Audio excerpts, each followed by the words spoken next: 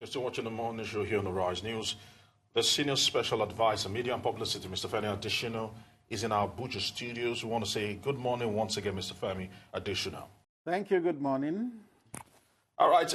There is celebration in the air for the APC after winning the polls in the 23rd February elections. But with all that has actually transpired before, during, and after the elections, with the number of voters turnout, with the number of those that were disenfranchised, the 5.1 million people that were disenfranchised due to several infractions or due to several irregularities with the voters, with the card readers, is there any reason to be celebrating at this point?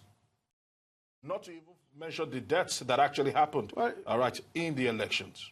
I'll rather you had started from positive notes rather than negative, because everything about that election was not all negative, lest the media be accused of seeing things from the negative perspective. But since you have asked that question, here's our attempt and answer. You said the APC is celebrating and rejoicing. I don't think it's just the APC, because the more than 15 million people that voted for President Buhari are not all APC members. Or rather, you say Nigerians are celebrating. A good number of Nigerians are celebrating. Yes, in some other camps, there may be mourning, but a lot of Nigerians are celebrating because the election that seemed like a huge albatross around their necks has come and gone, and it has succeeded. So there's a lot of rejoicing in the land, not just in the camp of the APC. Then you talked about 5.1 million Nigerians allegedly disenfranchised. That will not be a question for me. It will be for the Electoral Commission. And I had Professor Yakubu trying to answer that question about 2 nights ago. So is the INEC that going forward would have to answer that question and not a presidential spokesman. Then about the deaths, very regrettable. The president yesterday commiserated with the families of the deceased. It should not have happened. Election is not war. Not one life should have been lost. And I think going forward, we should begin to have elections that will not be do or die. Well, talking about going forward, Mr. Adesina, twice yesterday we heard the president talk about inclusive government. First, when he had that meeting at the campaign headquarters, and second, when he received the certificate of return. But really, what is the plan to make this second chance truly inclusive? Is it reaching out to the members of the opposition to be part of this government? Is it the restructuring or the appointment of people into his cabinet? What exactly is the inclusiveness he's talking about? Well, maybe I suspect you didn't read the next level document, which the party made available when the campaigns were about to be launched last year. There was a manual called the Next Level Manual, which itemized the things the government will be doing in its second term. And one of it is inclusiveness. And it was explained that inclusiveness will mean more women in government, and it will mean more youths in government. It's clearly explained in that document. So those are 2 key things that will come in under inclusiveness, but not limited to those 2. But you can look forward to more youths and more women. Okay, Mr. Adesina, the president also talked about the issue of security.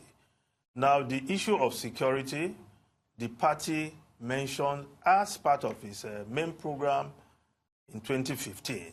Campaigning this time, it was still mentioned, but we discovered that insecurity has been more widespread in the months ahead to the general election. What will the government be doing differently now to curtail the insecurity that is spreading across the country? We saw the case of Kaduna on the eve of the election, and other places like that. Yes, at almost every campaign stop, the president mentioned it, that the focus of the administration in the second term will continue to be securing the country, reviving the economy, and fighting corruption. It will not be limited to those three, but those three will continue to be fundamental to the government. So if you want to objectively compare now to 2015 May, when this government came, the security situation, you will know that there is a big and wide difference. Yes, there are still challenges, but then those challenges are being tackled. One thing about security is that, yes, the Constitution says that securing lives and property is the responsibility of government. I agree with that. But then the citizens themselves must also be willing. If some citizens continue to support and promote insecurity, it's a problem for our country. But going forward, the government will still make security a priority. And we'll get there. We'll get there. Mr. Adesina, still on this issue of security, because it's like the government is still living in denial. Because, yes, when the government came in, we had so much in the Northeast, which the government did a lot to curtail. But as the administration went on, we discovered that there's been more widespread insecurity in the country, i.e., the situation that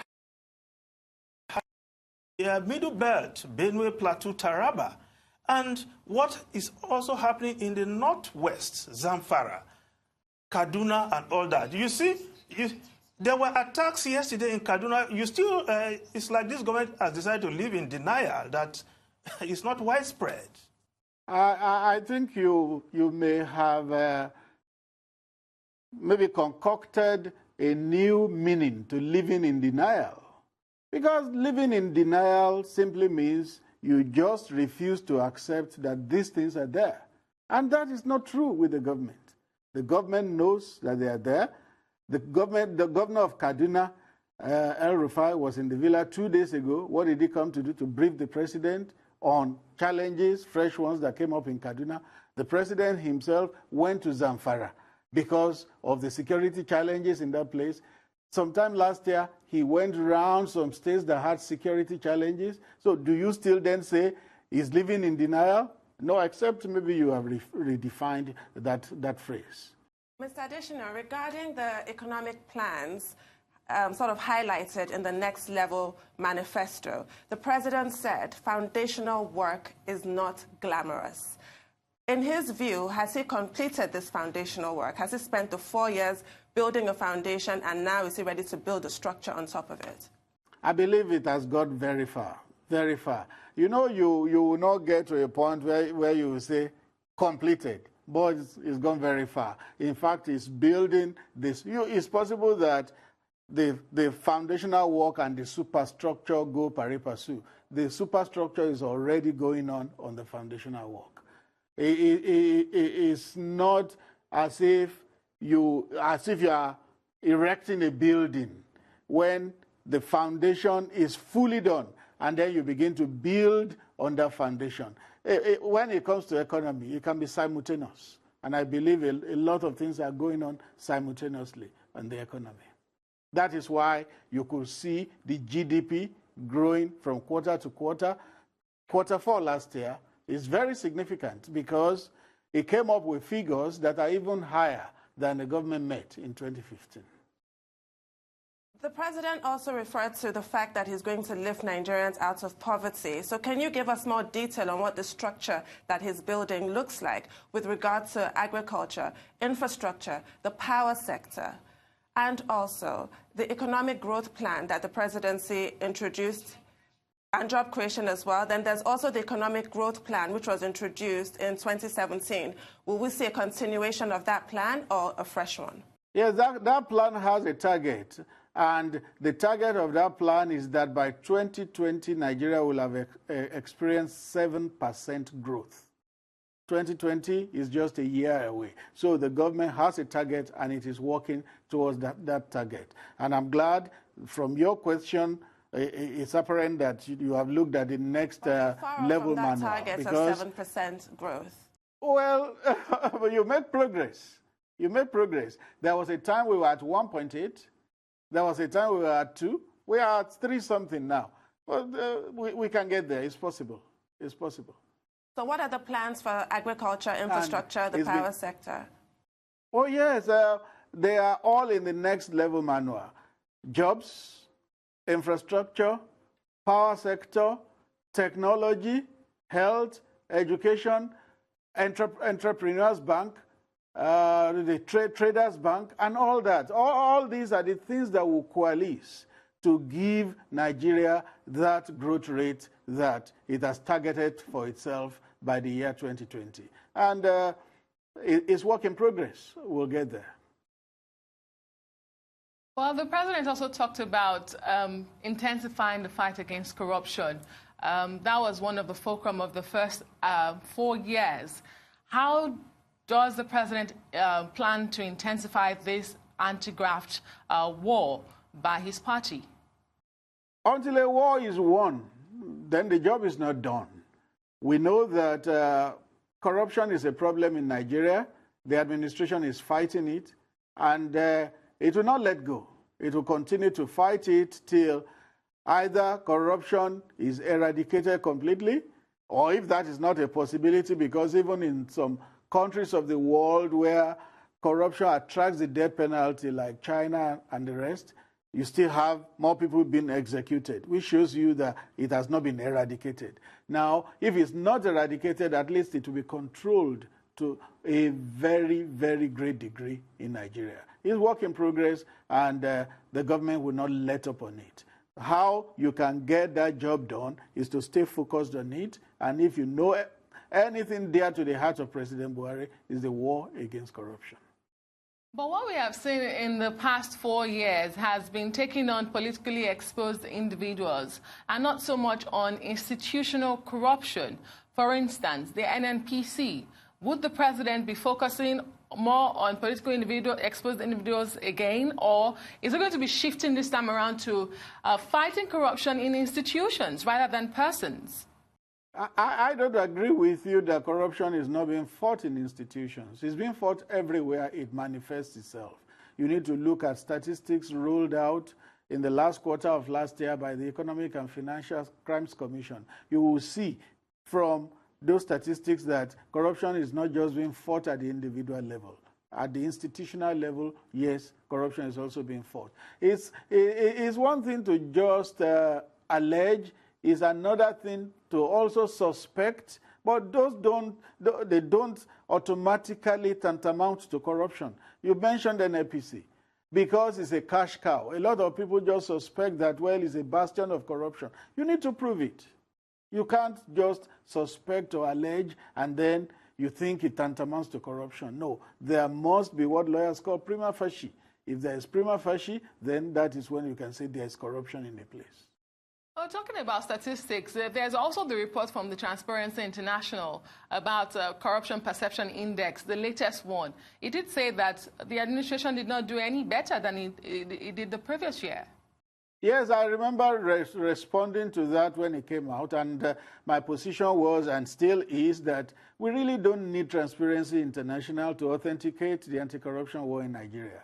We know the progress that is being made because we are Nigerians. We know the advances being made in our country. Transparency International does not need to authenticate the anti-corruption war in Nigeria. Whatever findings they come up with will be studied, and whatever government can borrow from it, can gain from it, will be looked at. But we won't say that is cast in concrete. No, it is not. Mr. Adesina, let's stay with anti-corruption fights. There has been the allegation that this administration has fought opposition when it comes to anti-corruption war. And in the just concluded National Assembly elections, their point seems to have been proven because some individuals alleged to be corrupt won the National Assembly seat on your party ticket. For instance, And they're facing trial at the moment. One example, for instance, is the former governor of Abia State, Mr. Orji Uzor Kalu. What do you have to say to that? And what is the president going to do differently about this perception of fighting corruption lopsidedly? Facing corruption is not the same thing as being corrupt. You have to have been adjudged guilty before the term corrupt can be slapped on you. Well, yes, being prosecuted is not the same thing as being corrupt. Being prosecuted, haven't you seen people who get prosecuted and at the end of the day, they are not only discharged but also acquitted? Acquitted means they can't even be retried again. Those allegations can't be brought up again because there will be no substance to them. So the fact that you are being tried does not mean you are already corrupt. The law does not work that way. The law states that when you have been pronounced guilty and you have gone to all the relevant courts, and at the end of it, the courts have said guilty, that is when you are a guilty person. The fact that you have been tried does not mean anything. So if anybody is being tried for political reasons, you have adjudged him guilty already, it doesn't work that way, please. Okay, Mr. Adesina, let me take you to another area. Some of the challenges witnessed just before the election and during the election, with the benefit of hindsight, could have been taken care of if the president had signed the Electoral Act Amendment Bill. The last reason he gave, he gave 4 different reasons, but the last reason he gave was that of time. That if he signs some of the amendments, of course, are being overtaken by time before the election. Of course, some people said that the president played politics with the Electoral Amendment Bill signing. Now, with the elections over, will the president call for that bill and sign that bill into law? Oh, yeah, you have a lot of time ahead now to get that one sorted out. When the president refused to sign because it was out of time, because there was a statute that said that you shouldn't introduce new things in an electoral law within a period of time to the election. So it was one of the reasons the president didn't sign. Now we have all the time ahead of us to sign before the next general election. So I'm sure it's something that will be looked at again. That's cheering news, because while we appreciate the thoughtfulness of the president's condolences to the families of the dead, concrete action is actually needed in the area of electoral reform. Now, I refer to your answer to Adeswa's question, where you said that the government would be willing to borrow from reports by the Transparency International. Would the government be as willing to borrow from criticisms by opponents and supporters alike of the president? Will those be considered worthy of consideration and adoption? I refer, for example, to his customary reticence. We saw a more communicative president as the campaigns drew to a close. Is that going to continue? Because that was appreciated by the Nigerian public, the fact that he started to address us. Well, it depends on the way you are. We are different people. That is why you find some people are said to be phlegmatic, some are more outgoing, they talk more, some are more reticent. It depends on the way you are. Our president, we all know him, is a man of few words, very reticent, but when he needs to speak, he speaks.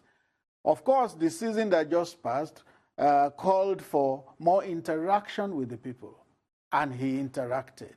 There will be a season that calls for more work. Do the work rather than talk.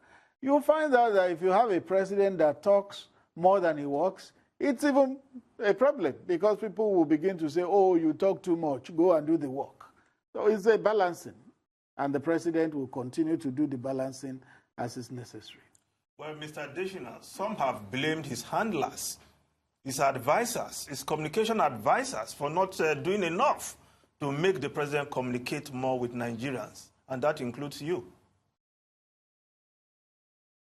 Do you make somebody communicate more? Advice. You don't make somebody communicate Advice. more.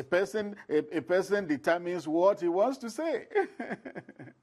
Well, the long and short of it is that some people, not all people, just want a talkative president. And they won't get it in this president. They won't get it. They didn't get it in the first time, and the second time, they may not get it. He is not a talkative. He would rather be a doer than a talkative. Well, Mr. Adesina, I take you back to my first question when I talked about inclusiveness and the president's reiterated comment about it. He also talked about strengthening the unity of the country. Restructuring wasn't so much of a big issue for the president's party going into this election. However, we do know of the committee headed by the Kaduna State Governor El-Rufai. Would the president be implementing the outcomes of that committee? And what exactly, I ask you again, how exactly is it going to strengthen the unity of the country? Yeah, if I take the first part that pertains to the party, yes, the party set up a committee headed by Nasir El-Rufai, and they have worked. Such kind of report will first go to the party National Working Committee, to go to the NEC, and then after that maybe it becomes policy. So it's at the party level. I don't speak for the party, so the party on that. It's a matter of semantics actually. What some people call restructuring, other people have described as devolution of powers. For instance, it will surprise you to know that devolution of powers is in the manifesto of the APC. And one thing about manifesto is that you don't have to do all that is in it in the first 4 years, if you are fortunate to get another 4 years, which the party has got. So you will find that in this second term, the party will be looking more at things in its manifestos that it didn't address or it didn't accomplish in the first term, and it will do the needful on them. That is what I would like to say about restructuring. Then the second part of your question is, what will the president do to unify the country more? Yes, unity is very, very important. Unity in diversity. For a country that has more than 350 ethnic groups, for a country that is divided and polarized, all the fault lines of Nigeria are pronounced. Ethnicity, religion, language, everything. Nigeria needs unifying as a consistent thing. It's going to always be work in progress. It had been so since the beginning, and it will continue to be so. And what are the things you need so that you can unify the country better? Policies that show that one side of the country is not being favored above the other, particularly developmental policies. And I tell you that if you look at things happening around the country, truly, no part of the country can justifiably argue that it is being marginalized, because there are developmental works going on in every part of the country. The president will stay on that. And in terms of appointment, the Constitution even stipulates that there must be a minister from at least every state in the country. That will also be done. And then appointments are going to be made as fair as possible. Those are some of the things that could be done to unify the country. Whatever. Don't forget that the president fought to keep the unity of this country.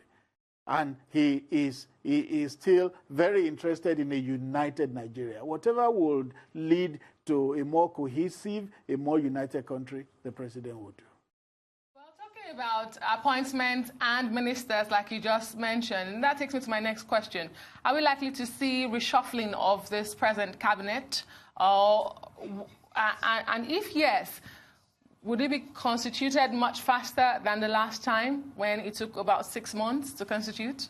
Yes, one thing about governance is that the first mandate was for 4 years. That mandate lapses on May 29.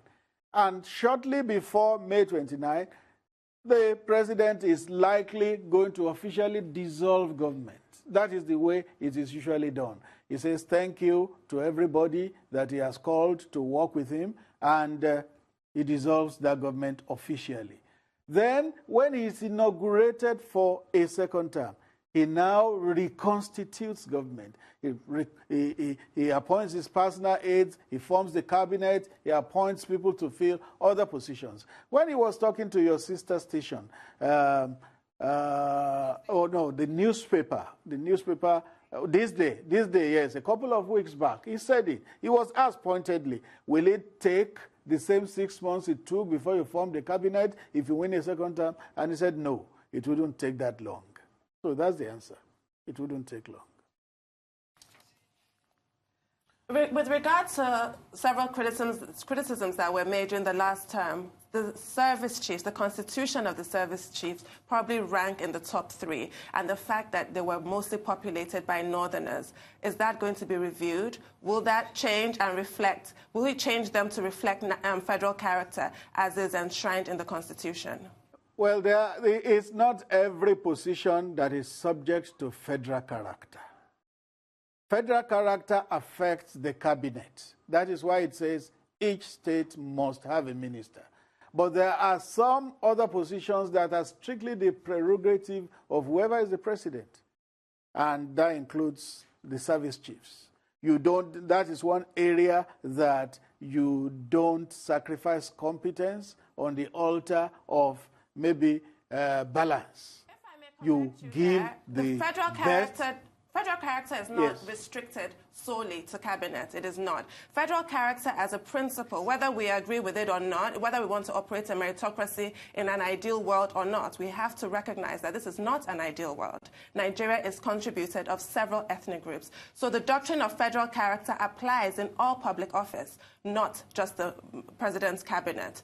And the idea that all the service... Your opinion. That is your opinion. It's actually not my opinion, no, Mr. Adesina. That's your opinion. It is a fact. It's not true. It is a fact, it's not true. Mr. Adesina. It's not true. It's not true. A president has the prerogative to fill certain positions without subjecting it to federal character. Okay, now I'm actually going to read to you from the Federal Character Commission Act. The Federal Character Commission is saddled with the responsibility to promote, monitor, and enforce compliance with the principles of proportional sharing of all bureaucratic, economic, media, and political posts at all levels of government. It is not restrained to the cabinet. Did you hear security in those things stated? All, sir. All, sir. All, Mr. Adesina, all. No. Security was not mentioned. Security was not mentioned. So are you saying cannot be subjected to federal character. The meaning of all is quite clear, Mr. Adesina. So are you reiterating the president's position that the security chiefs, the appointment of security chiefs came really from the north, because he argued at the time that he was basing that on the merits, meaning that nobody from the south meets the criteria? That is the suggestion there. Is that true? And is this going to continue? When you say nobody, does nobody not include the chief of naval staff who is from Cross River State? Does nobody not include the chief of defense staff who is from Southwest, I think from Ekiti State? When you said nobody, you give the impression that everybody in the security apparatus. I'm actually referring to what the president said. These are not my words. They're actually his words during the campaign. He rejected that criticism of his policies at the time regarding appointments of people from the north. Is this going to be addressed? And then I've just told you now that not everybody in the security architecture of the country is from the north. Of course, you have but I never the chief of suggested naval that. staff who is from the south. You have the chief of defense staff who is from the southwest. Security is not something we should subject to that kind of balancing. That's what I'm telling you. The president will always appoint the best and the most efficient from whichever parts of the country. Right. So now that some of them are due for retirement, will the president, in trying to appoint new service chiefs, give consideration to this call for a more inclusive service security apparatus? Let's put it that way. That is his prerogative. And when it is prerogative, we leave him. Okay, Mr. Femi, just before we go. Now, when the president talked about inclusiveness, and he mentioned it in 2 speeches yesterday, you were talking of your the party document that talks of including women and young people. But many also were looking at perhaps this time, unlike what the president said last time, 97%, 5% enjoyment of dividend of democracy, that this time around is being more state-manly by talking about inclusiveness. Well, I think you also have imbibed a wrong explanation of that 97%, 5%, because it was distorted and twisted by the social media. That is what you seem to have bought. What the president said was this. He said it in the United States, I was there. He said in some parts of the country he got 95%, in some parts he got 5%, in some parts he got 3%. He said in politics, it is expected that the places that gave him 97% will get more appointments than where he got 5%. He said, the Constitution forbids me from being unfair to anybody, so I will not do that. Those are his exact words. Those who wanted to make mischief with it took the first part of what he said and they began to share it. The latter part, where he said, the Constitution forbids me from doing that, so I will not do it, they yanked it out. So it's mischief, and you bought it. No, the president will always be fair in his appointments. Mr. Adesina, please, don't also forget that along the way, in the last 3.5 years, the president has been accused of clannishness, which seem to fit into his 97.5% talk. So it's not just a matter of some people distorting. He has been accused of clannishness. When you're accused of something, I'm glad you used the word accused. Accusation is not necessarily true at all times. The same president accused of clannishness when he appointed his ministers. There are 5 southeastern states. 4 of the ministers from Southeast were full ministers. Only 1 minister of state from Southeast. There was nothing the president could have done about Northwest, that. That is where he comes from. That's a constitutional requirement to pick ministers from all states. It's a constitutional requirement, like you said earlier. Oh yeah, he couldn't have breached the constitution on that account. Minister of states. No, he could make them junior ministers. But they are ministers. They are senior ministers. They are junior ministers.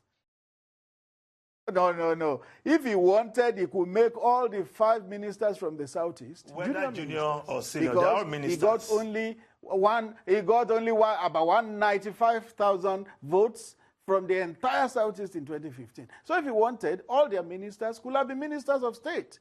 So what I'm trying to tell you is that what you quoted about 95%, 5% and all that was twisted. And you have bought it, and the media continues to repeat it. The media should take time to go and hear the full tape so that they can get a proper perspective of what the president said. But it will not be too much to expect the president to be more state-manly this time around. You agree with me? He has always been state-manly. But there is nothing you do that you can't improve on. He will continue to be state-manly in the second term, just as he was. Well, many thanks, Mr. Femi Adesina. I agree with you that the president spokesperson to President Muhammadu Buhari. And once again, congratulations.